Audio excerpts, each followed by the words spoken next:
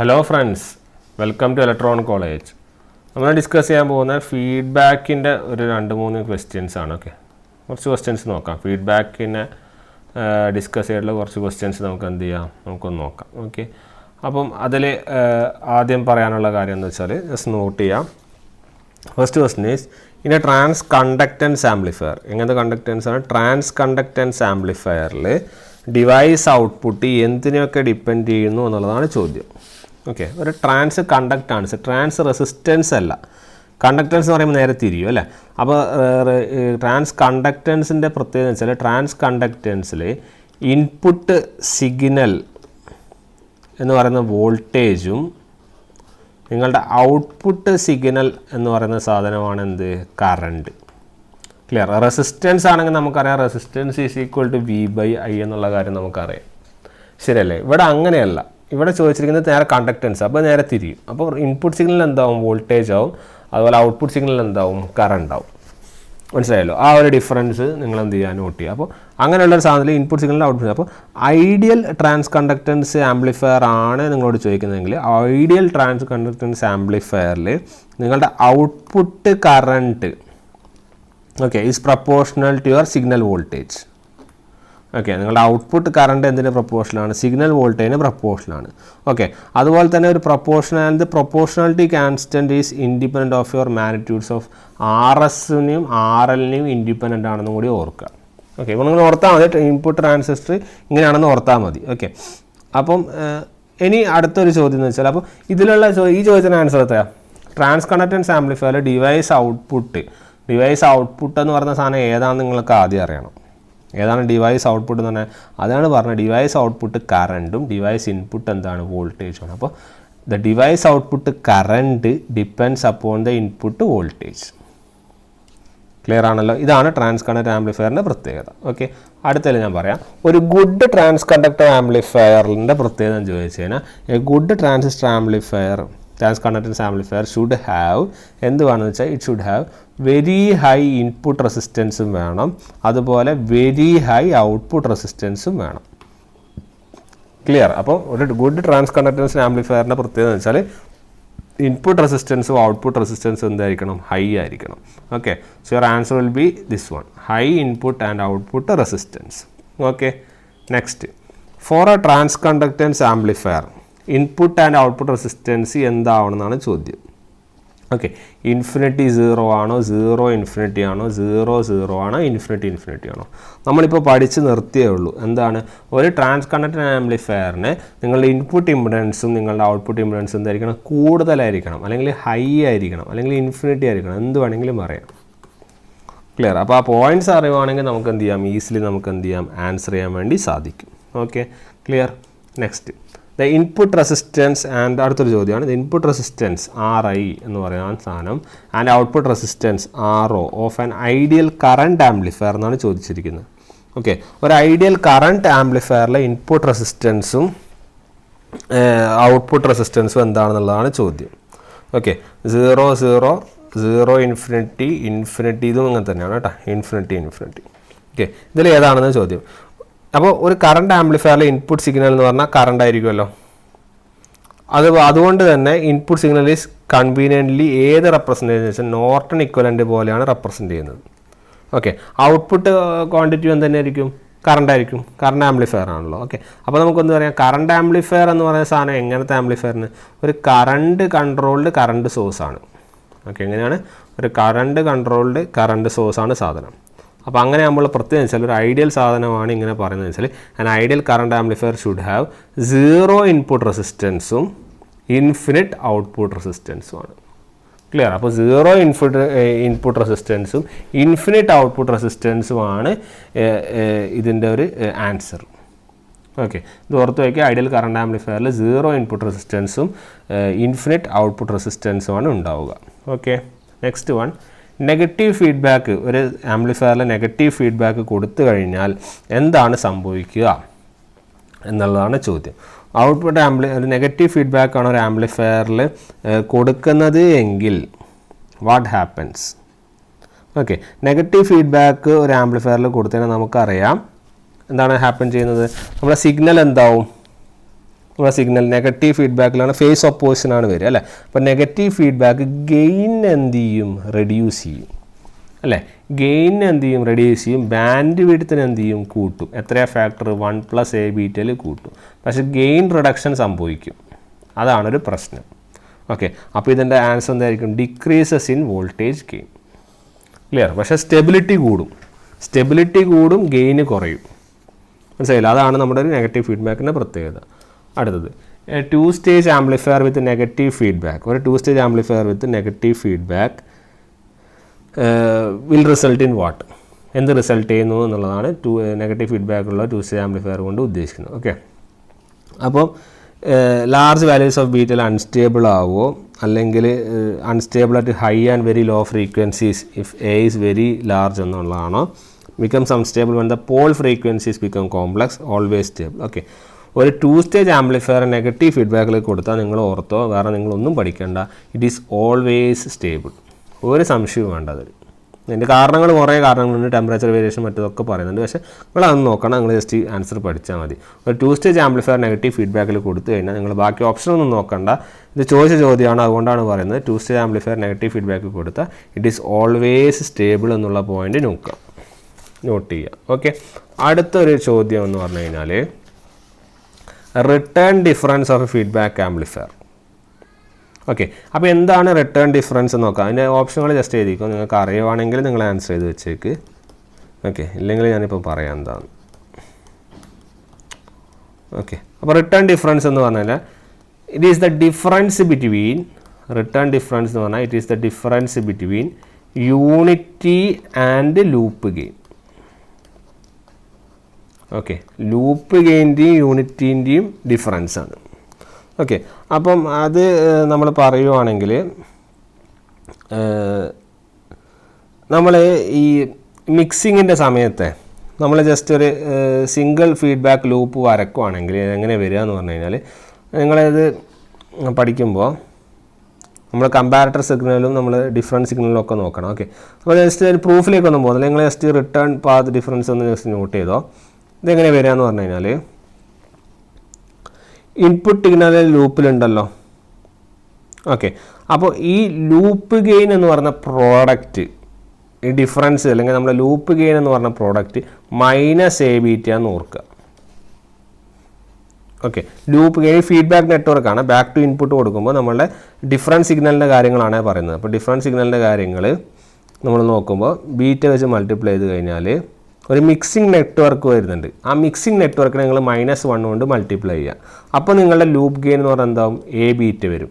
ഈ A/β -A/β അല്ലെങ്കിൽ mixing network കൊണ്ട് മൾട്ടിപ്ലൈ ചെയ്യണം -1. ഫിഗറൊന്നും ഞാൻ വരക്കുന്നില്ല, കൺഫ്യൂസിങ് ആണ്. ഓക്കെ, -1 ആക്കുമ്പോൾ നിങ്ങൾ മനസ്സിലാക്കുക, ഈ -A/β ആണ് നിങ്ങളുടെ ലൂപ്പ് ഗെയിൻ വരിക. ഈ -A/β എന്ന് പറഞ്ഞാൽ നിങ്ങളുടെ റിട്ടേൺ റേഷ്യോ ആണെന്ന് ഓർത്താൽ മതി. Okay, return ratio. അപ്പോൾ ഇതിൻ്റെ ഡിഫറൻസിനെയാണ് നമ്മൾ എന്താ പറയുക, റിട്ടേൺ ഡിഫറൻസ് എന്ന് പറയുന്നത്. അപ്പോൾ റിട്ടേൺ ഡിഫറൻസ് എന്ന് പറഞ്ഞാൽ unity -A/β. Okay, so your answer will B 1 + A/β. This is your return difference. ഇങ്ങനെ തന്നെ വ്യക്തമായിട്ട് എടുത്ത് ചോദിക്കുകയുള്ളൂ, ഇതിൽ കൂടുതൽ ഡീറ്റെയിൽ ആയിട്ടൊന്നും പോവില്ല, അതുകൊണ്ട് അത് ഓർത്ത് വെച്ചാൽ മതി. ഓക്കെ, റിട്ടേൺ ഡിഫറൻസ് ചോദിക്കുകയാണെങ്കിൽ 1 + A/β. സാധാരണ ലൂപ്പ് ഗെയിൻ നമുക്കറിയാം A/β ആണ്, പക്ഷേ ഇവിടെ ഒരു മിക്സിംഗ് നടക്കുന്നുണ്ട്. അത് മിക്സിംഗ് ബൈ എ ഫാക്ടർ -1 ആണ് നടക്കുന്നത്. അതുകൊണ്ട് അതിൻ്റെ ലൂപ്പ് ഗെയിൻ -A/β. അതുകൊണ്ടാണ് റിട്ടേൺ ഡിഫറൻസ് എന്ത് വരുന്നത്, 1 + A/β എന്ന് വരുന്നത്. ഇങ്ങനെ മാത്രം നിങ്ങൾ പഠിച്ചു വെച്ചാൽ മതി. എൻ്റെ ഡെപ്തിലേക്ക് പോകണ്ട, കുറച്ച് ഇൻ ഡീറ്റെയിൽ ആയിട്ട് പോകാനുണ്ട്. ഓക്കെ, അതിൻ്റെ ഒന്നും ആവശ്യമില്ല. നമ്മൾ ജസ്റ്റ് ഇങ്ങനത്തെ ഒരു ചോദ്യമൊക്കെ എപ്പോഴെങ്കിലും റെയറായിട്ട് ചോദിച്ചാലേ ഉള്ളൂ. ഓക്കെ, അപ്പോൾ ആ ഒരു പോയിന്റ് എന്ത് ചെയ്യുക, നോട്ട് ചെയ്യുക. Okay, next, A feedback amplifier is designed with an amplifier gain of -1000 and feedback of beta equal to -0.1. Okay,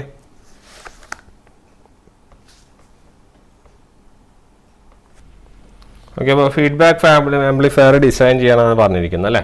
അപ്പോൾ ഡിസൈൻ ചെയ്തിട്ടുണ്ട്, അതിൻ്റെ ചേഞ്ച് ഇൻ ഗെയിൻ ആണ് നമ്മളോട് എന്ത് ചെയ്യാൻ പറഞ്ഞത്, കാണാൻ പറ്റുള്ളൂ. നമുക്ക് നോക്കാം.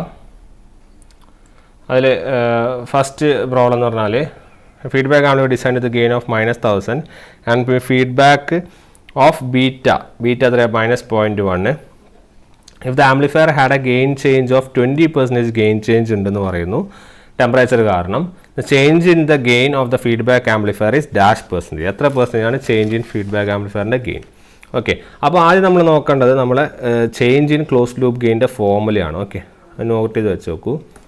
Change in close loop gain എന്ന് പറഞ്ഞു കഴിഞ്ഞാൽ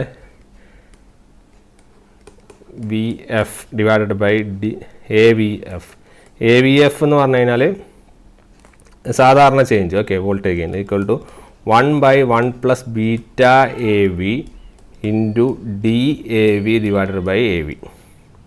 ഓക്കെ, അപ്പോൾ ആദ്യം നമ്മൾ D A V divided by A V, D A V divided by A V ആണ് നമ്മുടെ change in open loop gain. Okay, change in open loop gain എന്ന് പറഞ്ഞ സാധനമാണ് D A V divided by A V. Clear? അതിൽ D A V divided by A വിൻ്റെ change ആണ് 20% അല്ലെങ്കിൽ 0.2 എന്നും പറഞ്ഞ് തന്നിരിക്കുന്നത്. ഓക്കെ, ഇനി 1/1 പ്ലസ് ബീറ്റ എ വി അല്ല ബീറ്റ ഈ എ വി എന്ന് പറയുന്ന സാധനം എത്രയാണ്? -1000 ആണ്. ബീറ്റ എന്ന് തന്നിട്ടുണ്ട് എത്രയാണ്? -0.1. ഓക്കെ, അപ്പോൾ അതോടെ സബ്സ്റ്റിറ്റ്യൂട്ട് ചെയ്യുക. അപ്പോൾ 1/1 plus -0.1 into -1000 into D A V divided by A V, അതെത്രയാണ്? 0.2. ഓക്കെ, ഇത് നിങ്ങൾ മൾട്ടിപ്ലൈ ചെയ്താൽ കിട്ടും 0.198% കിട്ടും. ഓക്കെ, അപ്പോൾ അപ്രോക്സിമേറ്റ്ലി നമ്മുടെ പ്രോബ്ലത്തിൽ ഇവിടെ ഉള്ളത് 0.2 ആണ് ഉള്ളത്. അപ്പോൾ 0.2% നമുക്ക് എന്ത് ചെയ്യാം? പറയാം. ഓക്കെ, ഈ ഫോമുല അറിഞ്ഞിരുന്നാൽ മതിയോ, ബാക്കി കാര്യങ്ങളൊക്കെ ഈസിയാണ് കേട്ടോ. അടുത്തത് an amplifier without feedback has A gain of 1000. അപ്പോൾ സാധാരണ എ അതാണ് 1000. ഫീഡ്ബാക്ക് ഫ്രാക്ഷൻ തന്നിട്ടുണ്ട് എത്ര? 0.009. ശരിയാണല്ലോ. ഇപ്പോൾ ഗെയിൻ വിത്ത് ഫീഡ്ബാക്ക് ആണ് ചോദ്യം. അതിൻ്റെ ഇക്വേഷൻ നമുക്കറിയാം. എന്താണ്? Negative feedback 1 plus A beta അല്ലേ? അപ്പോൾ ആൻസർ ചെയ്യുക A 1000 divided by 1 plus 1000 into 0.009. So answer will be 1000 divided by 1 plus 9, അതായത് 100 ആണ് അതിൻ്റെ ആൻസർ. ഇക്വേഷൻ അറിഞ്ഞാൽ ഈസി ആയിട്ട് നമുക്ക് എന്ത് ചെയ്യാം? പ്രോബ്ലം ചെയ്യാൻ വേണ്ടി സാധിക്കും. അടുത്തത് the gain and distortion of an amplifier are respectively 150 5%. Gain 150, അത് ഓപ്പൺ ലൂപ്പ് ഗെയിൻ 150, അതിൻ്റെ ഡിസ്റ്റോർഷൻ എന്ന് പറയുന്നത് എത്രയാണ്? 5% അല്ലെങ്കിൽ 0.05. ഓക്കെ, ഫീഡ്ബാക്ക് റേഷ്യോ എന്ന് പറയുന്ന സാധനമാണ് 10% ഫീഡ്ബാക്ക്. ഓക്കെ, അപ്പോൾ ഫീഡ്ബാക്ക് റേഷ്യോ ആണ് 10% അല്ലെങ്കിൽ 0.1 അല്ലേ? അപ്പോൾ എന്താണ് ചോദ്യം? പേഴ്സണേജ് ഡിസ്റ്റോർഷനാണ് ചോദ്യം. ഓക്കെ, പേഴ്സണേജ് ഡിസ്റ്റോർഷനാണ് ചോദ്യം. പേഴ്സണേജ് ഡിസ്റ്റോർഷനാണ് ചോദ്യമെങ്കിൽ പേഴ്സണേജ് ഡിസ്റ്റോർഷൻ്റെ ഫോർമുല നമുക്കറിയാലോ, D/1 പ്ലസ് എ ബീറ്റ അല്ലെങ്കിൽ ബീറ്റ എ അല്ലേ? അപ്പോൾ ഇതിൽ നമ്മൾ സബ്സ്റ്റിറ്റ്യൂട്ട് ചെയ്യുക ജസ്റ്റ്. ഓക്കെ, അപ്പോൾ നിങ്ങൾ ജസ്റ്റ് ചെയ്ത് നോക്കുമ്പോൾ ഇതിൽ ഏതെങ്കിലും ഒരു ഓപ്ഷനാണോ വരുന്നത് നോക്കുക. 9/16 6 8. ഓക്കെ, അപ്പോൾ ജസ്റ്റ് സബ്സ്റ്റിറ്റ്യൂട്ട് ചെയ്താൽ മതി. ഫോർമുല അറിയാണെങ്കിൽ പിന്നെ പ്രശ്നമില്ല. അപ്പോൾ 0.05 divided by 1 plus A into beta. Beta എന്ന് പറയുന്നത് എത്രയാണ്? 0.1. Okay, answer will be 0.05 divided by 16, that is equal to 5/16%. So your answer will be A 5/16. Clear ആണല്ലോ? ഇത്രയേ ഉള്ളൂ ഇതിൻ്റെ ഒരു പ്രോബ്ലം. ഓക്കെ, അടുത്തൊരു പ്രോബ്ലം എന്ന് പറഞ്ഞാൽ an amplifier without feedback. Okay, feedback ഇല്ലാതെ ഉള്ള ആംപ്ലിഫയർ 1 volt 50 Hz സിഗ്നലാണ് with an output voltage 30 volt 50 Hz വിത്ത് 5% എന്താണ് സെക്കൻഡ് ഓർഡർ ഡിസ്റ്റോർഷൻ എന്ന് പറഞ്ഞിട്ടുണ്ട്. അപ്പം പിന്നെ ചോദിച്ചിരിക്കുന്നത് when 10% of output is fed back, what is A second order distortion. Okay, കുറച്ച് ലെങ്തിയർ പ്രോബ്ലമാണ്. നമ്മൾ IS ഗേറ്റ് അതുപോലത്തെ പ്രോബ്ലംസ് ചോദിക്കുന്നതാണ്. ഓക്കെ, എന്തായാലും ഞാൻ സോൾവ് ചെയ്ത് തരാം ഇത്. ഓക്കെ, അപ്പോൾ ആദ്യം നമ്മൾ കാണേണ്ടത് ഓപ്പൺ ലൂപ്പ് ഗെയിൻ ആണ്. ഓപ്പൺ ലൂപ്പ് ഗെയിൻ എന്ന് വെച്ചാൽ നമ്മൾ output voltage without feedback divided by your input voltage അല്ലേ? ഔട്ട്പുട്ട് വോൾട്ടേജ് നമുക്ക് തന്നിട്ടുണ്ട് എത്രയാണ്? 30. ഇൻപുട്ട് വോൾട്ടേജ് എത്രയാണ്? 1 എന്ന് പറഞ്ഞിട്ടുണ്ട് അല്ലേ? ഇതാ 1 30. അപ്പോൾ ഔട്ട്പുട്ട് ലൂപ്പ് ഗെയിൻ ഇത്. ബീറ്റ അതായത് ഫീഡ്ബാക്ക് ഫ്രാക്ഷൻ തന്നിട്ടുണ്ട് എത്രയാണ്? ഫീഡ്ബാക്ക് ഫ്രാക്ഷൻ എത്ര? എന്താ? Output is 10% feedback. അപ്പോൾ 10% എത്രയാണ്? 0.01 അല്ലേ? പിന്നെ പറഞ്ഞിട്ടുണ്ട് സെക്കൻഡ് ഓർഡർ ഹാർമോണിക്സിൻ്റെ ഡിസ്റ്റോർഷൻ അല്ലേ? അപ്പോൾ ഫീഡ്ബാക്ക് ഇല്ലാതെ അത് ജസ്റ്റ് എഴുതിക്കോ. The second order second harmonic distortion without feedback. Feedback ഇല്ലാതെ സെക്കൻഡ് ഹാർമോണിക് ഡിസ്റ്റോർഷൻ D എന്ന് പറയുന്നത് എത്രയാണ്? 5%, അതായത് 0.05. ക്ലിയർ? ഇനി സെക്കൻഡ് ചോദിച്ചിരിക്കുന്നത് സെക്കൻഡ് ഹാർമോണിക്കിൻ്റെ വിത്ത് ഫീഡ്ബാക്ക് ആണ് അല്ലേ? അപ്പോൾ നമുക്ക് എങ്ങനെ എഴുതാം? D divided by 1 plus A beta അല്ലേ? D നമുക്കറിയാം എത്രയാണ്? 0.05. 1 പ്ലസ് എ നമുക്കറിയാം 30 ഇൻറ്റു 0.0 അല്ലെങ്കിൽ 0.1 അല്ല ബീറ്റ എത്ര 0.01 അല്ലേ ഓക്കെ 0.01 ഓക്കെ അപ്പോൾ അതിൻ്റെ ആൻസർ എത്ര വരുന്നത് വെച്ചാൽ ഇറ്റ് വിൽ ബി 0.0125 ഓക്കെ ചോദിച്ചിരിക്കുന്നത് നമ്മളെ സെക്കൻഡ് വിത്ത് ഫീഡ്ബാക്കാണ് ചോദിച്ചിരിക്കുന്നത് സെക്കൻഡ് ഹാർമോണിക് എന്നാണ് ചോദിച്ചിട്ടുണ്ട് ഓക്കെ അപ്പോൾ ഇത് വിത്ത് ഫീഡ്ബാക്ക് ആണെങ്കിൽ ഇത് ഇനി ആഫ്റ്റർ ഡിസ്റ്റോർഷൻ ആണെങ്കിൽ എന്താണ് നമുക്ക് നോക്കാം ഓക്കെ അപ്പോൾ after distortion second harmonic distortion after ഫീഡ്ബാക്കിന് ശേഷമുള്ള സെക്കൻഡ് ഡിസ്റ്റോർഷൻ്റെ ഔട്ട്പുട്ട് വോൾട്ടേജ് ആണ് ചോദിച്ചിരിക്കുന്നത് അപ്പോൾ ഔട്ട്പുട്ട് വോൾട്ടേജ് ചോദിക്കുമ്പോൾ എന്താ നിങ്ങളുടെ output voltage into your with feedback distortion അതായത് 0.0125 ഇൻറ്റു യുവർ ഔട്ട്പുട്ട് വോൾട്ടേജ് എടുക്കുക ഓക്കെ വോൾട്ടിലായതുകൊണ്ടാണ് ആ പ്രശ്നം ഡിസ്റ്റോർഷനാണ് ചോദിച്ചിട്ടുണ്ടെങ്കിൽ ഇത് പക്ഷേ ഇത് വോൾട്ടേജിൽ എത്ര വോൾട്ടേജ് ആണെന്നാണ് ചോദ്യം അതുകൊണ്ടാണ് ഔട്ട്പുട്ട് വോൾട്ടേജ് കൊണ്ട് മൾട്ടിപ്ലൈ ചെയ്യുക so your answer will B 0.375 volt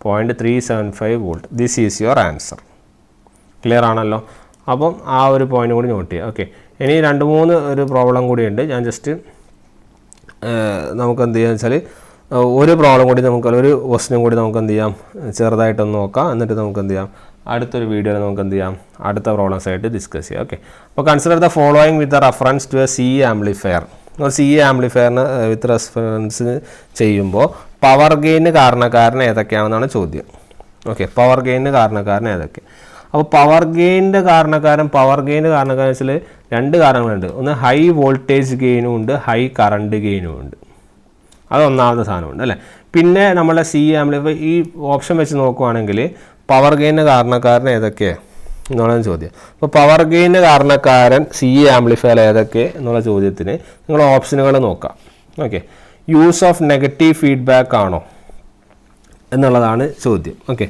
അപ്പം നെഗറ്റീവ് ഫീഡ്ബാക്ക് ആവാം പ്രശ്നമൊന്നുമില്ല അല്ലേ കാരണം നമ്മൾ നെഗറ്റീവ് ഫീഡ്ബാക്കിൽ പറഞ്ഞു അപ്പോൾ നെഗറ്റീവ് ഫീഡ്ബാക്ക് ആവും conversion of your power to A C അങ്ങനെ ഒരു സംഭവമൊന്നുമില്ല നോ കൺവേർഷനാണ് ഓക്കെ പവർ എ സിയിലേക്ക് convert D C power A C പവറിലേക്ക് കൺവേർട്ട് ചെയ്യുന്ന ഡി സി പവറാണ് conversion of D C power to A C power അങ്ങനത്തെ ഒരു സംഭവമൊന്നും പഠിച്ചില്ല കറണ്ട് ഗെയിൻ ഹൈ ആവാൻ ലോ ആവാൻ നമ്മൾ പഠിച്ചിട്ടുണ്ട് അല്ലേ സ്റ്റെപ്പ് അപ്പ് ട്രാൻസ്ഫോമറിൻ്റെ യൂസേജ് ഉണ്ടോ അങ്ങനെയൊന്നും പഠിച്ചിട്ടില്ല അപ്പോൾ ക്രസ്റ്റ് ട്രാൻസ്ഫോമറിൻ്റെ യൂസേജും ഇല്ല ഓക്കെ അപ്പോൾ ഓപ്ഷനുകൾ ഏതൊക്കെയാണെന്ന് വെച്ചാൽ യൂസ് ഓഫ് നെഗറ്റീവ് ഫീഡ്ബാക്കും ഉണ്ട് അതുപോലെ high current and high voltage gain okay അപ്പോൾ നമുക്ക് പറയാം ഓപ്ഷൻ സി ആണ് നമുക്ക് കുറച്ചും കൂടി ആപ്റ്റ് ആയിട്ടുള്ള ഓപ്ഷൻ ഓക്കെ അപ്പോൾ ഓപ്ഷൻ നമ്പർ സി ആണ് നമ്മളുടെ answer high current and voltage gain ആവാം അതോടൊപ്പം തന്നെ നെഗറ്റീവ് ഫീഡ്ബാക്കും നമുക്ക് എന്ത് ചെയ്യാൻ വേണ്ടി സാധിക്കുന്നുണ്ട് ഇതെല്ലാം ഓപ്ഷനായിട്ട് നമുക്ക് എന്ത് ചെയ്യാൻ വേണ്ടി പറയാൻ വേണ്ടി സാധിക്കുന്നുണ്ട് ഓക്കെ ഇനിയും കുറച്ച് ക്വസ്റ്റ്യൻസ് ഉണ്ട് നമ്മളെ voltage series feedback shunt feedback എന്നൊക്കെ പറഞ്ഞില്ലേ